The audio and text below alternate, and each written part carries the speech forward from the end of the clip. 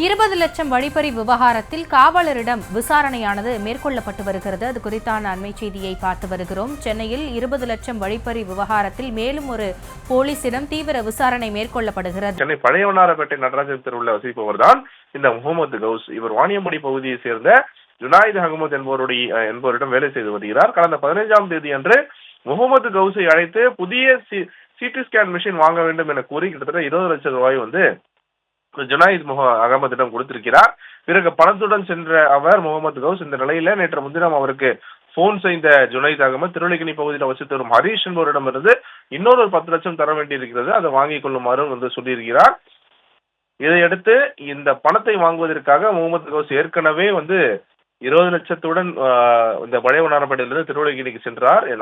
இந்த நிலையில தான் ஓமந்தூர் அரசு பன்னோக்கு மருத்துவமனை அருகே அந்த பேருந்து நிலையம் அருகே சென்ற போது திடீரென காவல் உதவியாளர் ஒருவர் சீருடையில பைக்ல சம்பந்தப்பட்ட இந்த முகமது கவுஸுடைய பைக்கை சோதனை செய்து அதுல பணம் இருந்தது தெரிய உடனடியாக கார்ல 3 பேர் அங்க நாங்க வருமான வரித்துறை அதிகாரிகள், நீங்க வருமான வரித்துறை அலுவலகத்துக்கு வர வேண்டும் சொல்லிட்டு அவரை கூட்டிட்டு போயிட்டு அவர்கிட்ட இருந்த ஒரு 20 லட்சத்தையும் பறித்து கொண்டு இறக்கி விட்டதாக அந்த புகார் மனுல குறிப்பிட்டிருந்த முகமது கவுஸ்.